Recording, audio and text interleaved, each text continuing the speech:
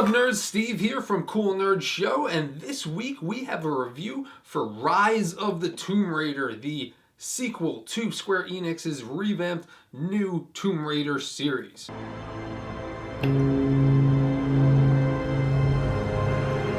So I can recall when the very first Tomb Raider came out years and years ago, back in the mid-90s.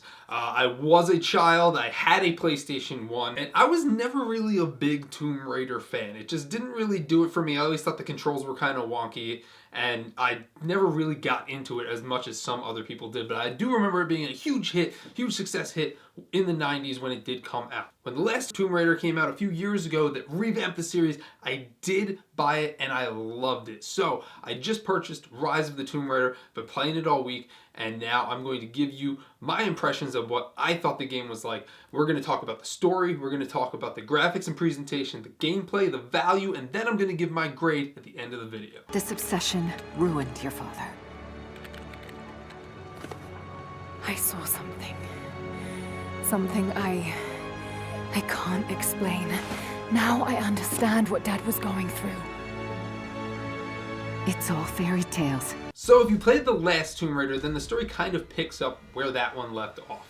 And you see that Lara is still out there and she's going on these new adventures. In fact, the first thing that you do is you are climbing a snowy, windy mountain and a storm is on the horizon. The story does take place out of order because the second setting that you are in actually takes place a couple weeks before the initial mission from where you start. You're constantly having flashbacks to when Lara was younger, when she was a child, teenager, and it's always flashbacks about her father. Her father is a very big influence on her throughout her life, and you see that in the story. Lara's father is the entire reason of why she becomes an adventurer and a Tomb Raider. He was close to a great discovery, tangible evidence of the immortal soul. Lara takes up her father's mantle at chasing new adventures, and in this adventure she is searching for everlasting life. You come in contact with a secret sect that calls themselves the Trinity and are headed by a leader named Constantine.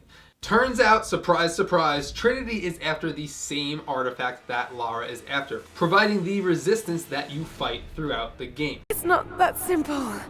While the storyline is entertaining, there are some predictable twists that go on throughout the game. That's not to say that the storyline is bad though, it's just that it is your average run-of-the-mill action video game storyline. But it does leave you on the edge of your seat multiple times throughout the game, and I enjoyed it thoroughly.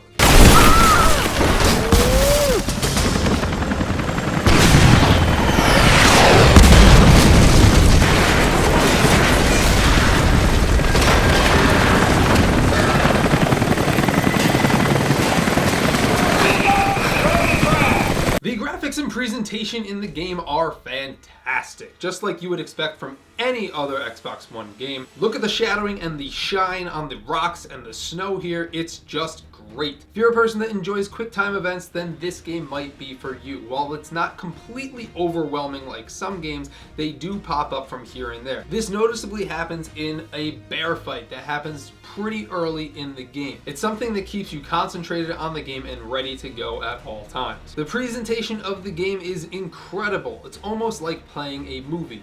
If you have played games like this before, like something such as the Uncharted series, it's very similar to that type of game. Something else that I found interesting and that the game before it also had is there are gruesome death scenes when Lara dies. And this, to me, is something that's still kind of surprising because growing up, Tomb Raider had always been a T-rated game. Now it has made that switch over to the M rating. Nobody likes dying in a video game, but when you get treated to a gruesome death, it does make it more bearable and a little bit more entertaining to watch. My only gripe with the presentation is that sometimes there is a little bit too much water in things. And by that I mean you're on the top of a mountain, and yet there's still water flowing into the top of a temple. Where is it coming from? But whatever, I'm not going to question the science behind Tomb Raider. It didn't bother me that much. The animations for Lara look great. Not to say that Lara's ever looked bad in her lifetime, but they do look awesome. The only thing is some of the side characters' animations can look a little bit robotic at times. But again, this didn't really take away from the game or from the presentation, and it was something I can easily look past. Come on. You're gonna die!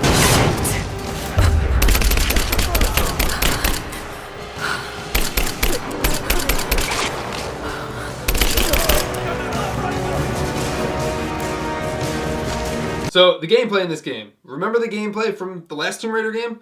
Yeah, well, it was everything like that, except it's a lot better. Now you might be thinking, how is it possible that it can get a lot better? Because the last game was a lot like Uncharted, and this game's a little bit better. I'm not saying that it's better than Uncharted, but it is very similar, and they added a ton of new features. For example, Rise of the Tomb Raider now has a shop. You can now go in and purchase upgrades from an undercover merchant within the game. Within each level of the game, you are treated to a ton of puzzles and clues to keep your mind thinking. It is definitely a smart game. You are constantly left trying to figure out what your next move is going to be. The gameplay is also extremely exciting. Within the first mission, you are climbing a mountain about to get blown off, only to get trapped in an avalanche afterwards. In the flashback, you are then taken to a jeep that is being shot up by a helicopter. I don't think it gets much more exciting than this. Just like the previous installment, weapons crafting, scrolls and artifacts, and skills upgrades are a huge part of the game.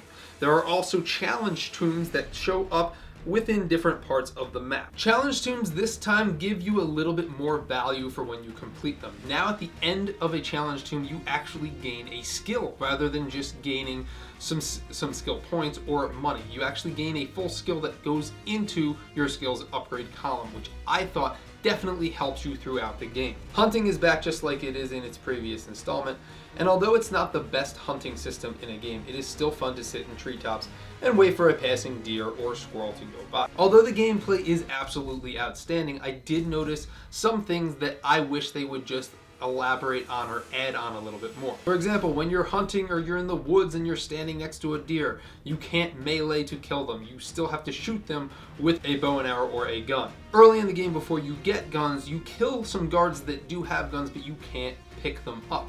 I found this kind of pointless. Rather than just giving the guards guns, why not give them something else? It's a little annoying when they're shooting at you, all you have is a bow and arrow, you kill them and go, oh hey, I can pick up this gun, and nope, it's not there. Aside from that, my only other minor complaint is that the game is kind of slow starting out until you get an assault rifle. But if you are the type that loves stealth and sneaking around, which sometimes I do, this shouldn't pose a problem. If you are a Rambo, I'm going to run in and gun everything down, then you are going to have to wait a bit until you get to this point. As said before, if you are a fan of the Uncharted series, then you should definitely check this out, because it is the same type of run and gun, duck and shoot gameplay that made Uncharted so famous as it is.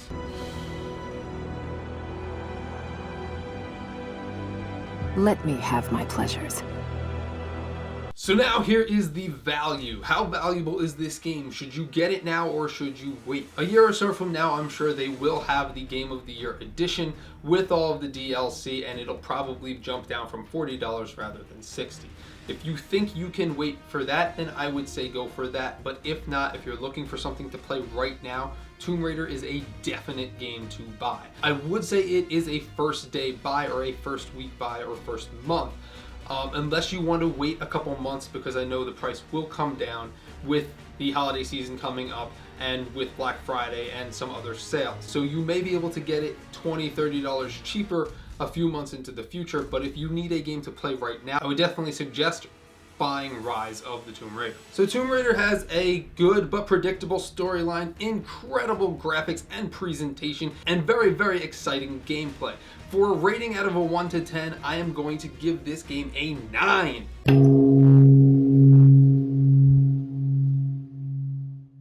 If you're an action-adventure gamer, an action-adventure shooter person, then you have to go and get this game. You will not be disappointed. It will draw you in and you will not want to put it down. Thanks for watching. If you enjoyed this video, please check out all of our other videos on our channel. Like, favorite, and subscribe so that you can watch all of our other videos, and I will see you over there. For more nerd videos like this one, be sure to subscribe to our channel and follow us on social media.